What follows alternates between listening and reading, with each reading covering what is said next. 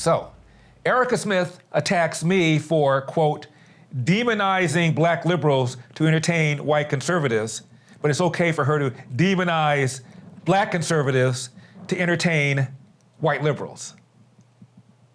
Follow me? That's when Larry Elder, the loudmouth radio talk show host known for mentoring Trump sycophants and demonizing black liberals to entertain white conservatives, decided he was going to save the state, end of quote. So, I'm a bad guy for demonizing black liberals to entertain white conservatives. But it's okay for her to demonize black conservatives to entertain white liberals, which is the predominant audience of the LA Times. How do I know that? Well, because about a year ago, a bunch of people of color at the LA Times were upset at the paper's coverage of the protests and the riots that were going on in the streets. And one of the people of color, a black female at the LA Times, said this, quote, "We can't constantly pander to our primarily white audience with stories like this that affirm their biases," end of quote. Meaning stories about black people looting and rioting. She was unhappy at how they covered it, but the point is, she referred to their primarily white audience. So we invited Miss Erica D. Smith on my radio show. Can you please tell me how it is that I demonize black liberals to entertain white conservatives? What is it that I'm doing that causes you to call me the blackface of white supremacy? That I support school choice? That I'm concerned about the destruction of the black family? That I think crime is a bad idea? That I support voter ID? That government should be smaller, should be more responsive? That I want to lower taxes? That I want secure borders? That I believe in peace through strength, not strength through peace? Tell me what it is. Let's have a conversation. And she denied that she'd ever received any invitation. We sent at least 3. I happen to have them in my baby brown libertarian fingers. December 10, 2021. Hi, Erica. Nationally syndicated radio host Larry Elder, that would be me, would like to know if you are available on today, Friday, December 10th at 4:20 p.m. Pacific Time for a national radio show on the Salem Radio Network. Larry wanted to discuss your latest article. In 2021, the recall circus returned to California. Republicans sent in the clowns. We would like to connect you via video Skype. All we need is the Skype ID for you, and we can patch you in via video since our show is video live streamed as well. If Skype is not available, then all we need on your end is the best phone number to reach you at 4:20 p.m. Pacific Time, and then we would patch you in via phone to the live show with Larry Elder. As a backup number for us, our studio line is, he gives a number. We don't hear back. My producer, Brad, sends out another letter. Monday, December 20. Hi, Erica. I wanted to reach out to you again to see if you'd be available either Tuesday, December 21st, or Wednesday, December 22nd, or Thursday, December 23rd, at either 3:20 p.m. or 4:20 p.m. Pacific to come on the show. Whatever day and time convenient with your schedule, let me know if you're available any of those days. I went on the air and I asked her to come on. So I tweeted it, and she claimed she never received any invitation.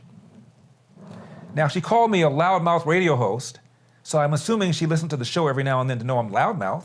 So you didn't hear me offer you an invitation on the air? You didn't get any of these emails that Brad, my producer, sent? So, Brad sent another one. And finally, Ms. Smith writes back. Hi, Brad. Thanks for the invitation, but I'm going to decline. Everything I need/want to say as it pertains to the recall election in Larry Elder, I said in my columns. Happy holidays, Erica D. Smith. So she denied she received any invitations. We sent it again. And then I said everything I need to say about the recall election in my columns. Happy holidays. You know what the word for her is? Coward. Other people from the LA Times have come on my radio show. There's a guy named Michael Hiltzig, a longtime columnist with the LA Times. And if I'm not mistaken, another one named Steve Lopez has come on. They're both lefties. They came on, and I treated them civilly. You know why she didn't come on? How in the world do you justify calling somebody the black face of white supremacy? How in the world do you justify saying Larry Elder is known for demonizing black liberals to entertain white conservatives when she demonizes black conservatives to entertain white liberals? How are you going to square that? She can't. She didn't want to have a discussion about taxing and spending and regulating. Didn't want to have a discussion about crime, about the fact that 81% of blacks want the police level to remain the same, if not be higher. She didn't want to have a discussion about the fact that, depending upon the poll, almost as many blacks support voter ID as whites, yet the left considers that to be voter suppression. She couldn't defend her position.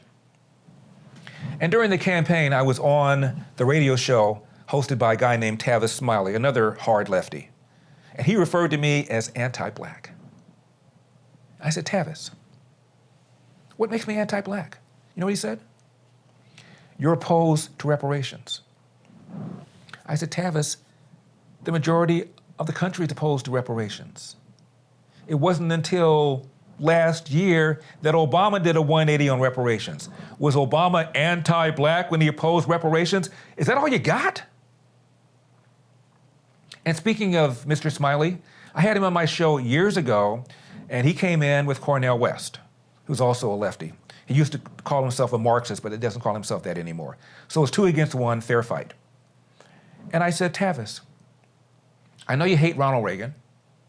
You said Ronald Reagan once tortured blacks. Well, I'll just play it for you. Listen. Here's what I find puzzling, Tavis, about your analysis. I know you're not a fan of Ronald Reagan. You once said that Ronald Reagan, quote, tortured blacks, end of quote. Ronald Reagan did not have a specific black jobs agenda. Mm-hmm. What he did was cut taxes very deeply. He slowed down the rate of government spending, and he continued and accelerated deregulation policies that had been started by Jimmy Carter. The black adult unemployment rate fell faster than the white adult unemployment rate. The black teenage unemployment rate fell far faster than did the white teenage unemployment rate. Black businesses were created at a rate faster. The revenues grew at a rate faster, all because Ronald Reagan dramatically cut taxes, dramatically reduced the rate of government, of domestic spending, and he deregulated. This president is doing the opposite. He has spent money, he has taxed, he's threatening to increase taxes even more, he's imposed billions of dollars in regulations, and fast forward 2.5 years later, we got 9.1% unemployment. And during the Reagan era, Tavis, unemployment, in fact, was even higher than the highest during this Great Recession.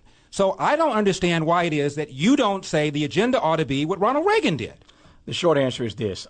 You're awfully good at this. That's why you've been doing it for 17 years. Nice try, with respect. But Ronald Reagan decimated this country. I don't know what America you were living in, respectfully, during the Reagan. He decimated America economically, in every way. In what way? Give me one way. Give me one way. The one thing that Ronald Reagan did for people of color was to support the Earned Income Tax Credit.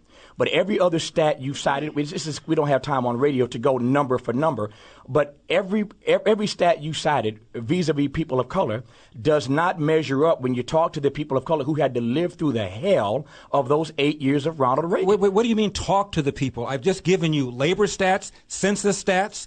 These are facts. Larry, Tavis, and when I get unemployment back, fell faster in the black community than in the white community. It fell faster for teens. It fell faster for adults. It fell faster for Hispanics. It's not true, And Larry. You're telling me when you talk to people, not true. They don't like Reagan, so therefore Larry, the stats go out of the window? Larry, your numbers are not true. When I get back to my office later today or tomorrow, I'll send you some more numbers. You know this. Numbers don't lie, but people do. The numbers are very clear. You're not calling me a liar. No, I'm saying numbers don't lie. People do. You want to take it outside? No, I'm saying the people who provided you those numbers put a spin on those numbers. That was over 10 years ago. I'm waiting. Now, I received a couple of letters. I want to end with this. This is from Liz, Dallas. Message, greetings, colored man. You know it's going to be downhill from there on. Greetings, colored man. You are the worst type of human ever created by the Lord God. At least she's a Christian. Playing black music, I use a lot of black music, whatever that means. You mean music recorded by black artists. That's what she calls black music. That's kind of condescending. Playing black music is a disgrace, and dishonorable to all black musicians throughout our historical past. You protect a race of people that will burn you at the stake. Your confusion and loyalty is pure depravity. Sign Liz. You protect a race of people that will burn you at the stake. Can I mention something inconvenient? Do you know who founded the KKK? Democrats. I didn't say the Democratic Party, I said Democrats did. The KKK was once called the terror wing of the Democratic Party. Just saying. As a percentage of the party, more Republicans voted for the passage of the Civil Rights Act of '64 than did Democrats. And out of the estimated 400,000 slave owners, according to 1860 census, maybe a half a dozen, if that, were Republican. So I'm defending a group of people that will burn you at the stake, meaning Republican Party, or do you mean white people? Which do you mean? If you mean white people, Civil War, an estimated 650,000 people died. At least half of them white, fighting for the North, fighting to end slavery. Do you include those people too when you say a group of people that wants to burn me at the stake? And one more time, it was Democrats and the Klan who were lighting these crosses. But that's just one letter. Here's the other one. The yin and the yang of being the great Eldersky. Dear Mr. Elder, I have great admiration for you for trying to make this world a better and more just civilization. Tell that to Erica D. Smith. I believe you exemplify courage and honor, as did Frederick Douglass. And he includes a photograph with an autograph of Frederick Douglass. Therefore, I find it fitting and proper that you should have this gift. Let it be a token of my appreciation to you and your meaning to my life. You have been a role model of courage and strength, as well as goodness and honor. Thank you, and may God be with you and bless you always. Sincerely, Jeff. So, Liz and Miss Erica D. Smith, I give you Frederick Douglass, who you probably consider to be the black face of white supremacy. I'm Larry Elder, and this has been the Larry Elder Show for Epic Times. I will see you next time.